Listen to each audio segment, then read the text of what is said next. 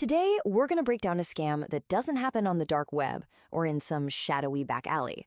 Nope, this one happens in plain sight, right in the heart of a community where the most valuable thing you have is trust. And it's a story about how that very trust can be turned into a devastating weapon.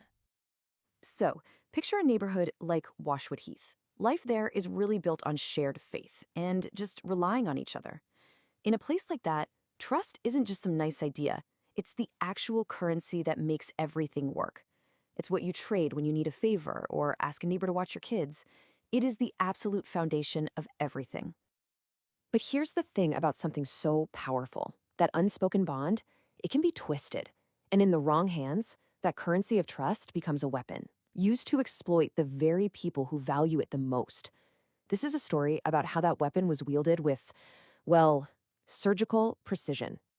At the center of this story, you've got two women. Their lives are about to become tragically tangled, and they really represent the two faces of this community, one who helped build it and one who saw it as her personal hunting ground.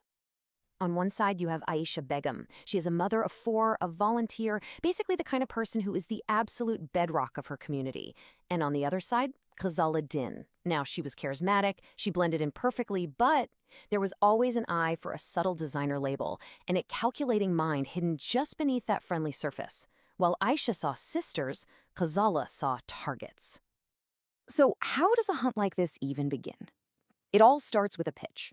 But not just any pitch, one that is perfectly tailored to its audience, one designed to completely bypass any skepticism by appealing directly to faith, to identity, and to shared values. Just listen to these words. Seriously, every single one is chosen to disarm you.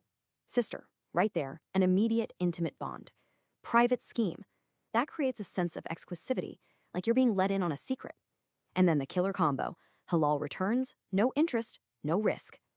It makes it sound not just safe, but, divinely blessed. It is a masterclass in manipulation. And here it is. This was the hook. A promised profit of £9,000 for an investment of just £3,000, money Aisha and her husband had carefully saved. Ghazala promised a return of £12,000, and get this, in just 6 months.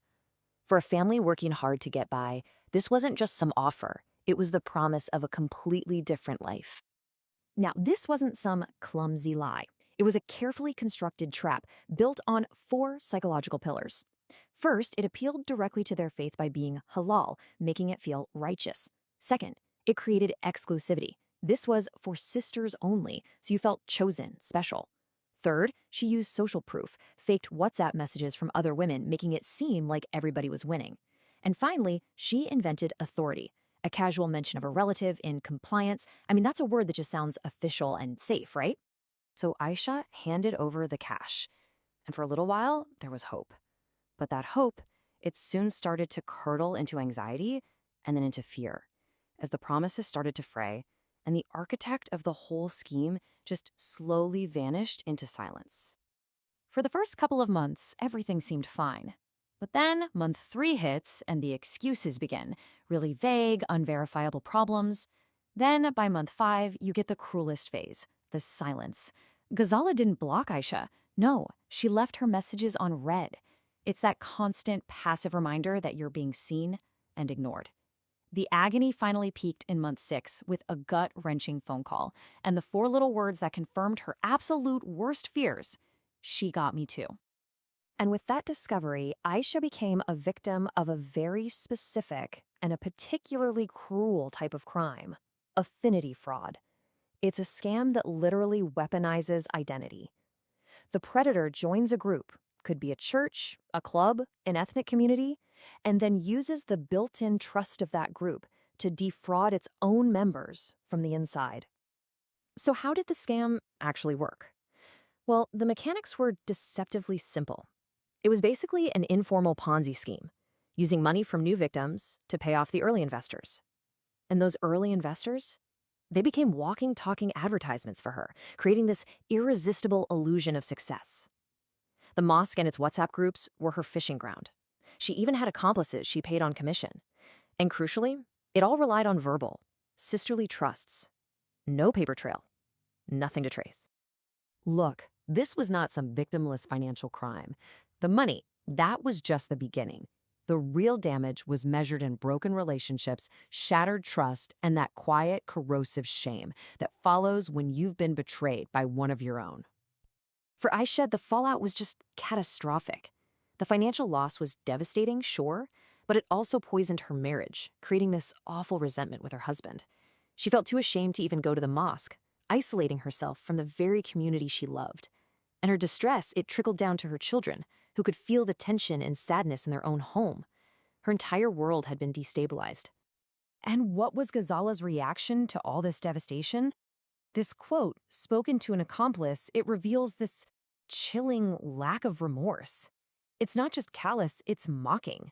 She is literally laughing at Aisha's trust, at her belief in the scheme, and at her belief in her. This tells you everything you need to know about the person behind the scam. And this is a really important point. For a predator like Ghazala, the money is almost a secondary prize. The real reward, the high, it comes from the control, from the power she felt watching people trust her completely, only to then crumble when she pulled the rug out from under them.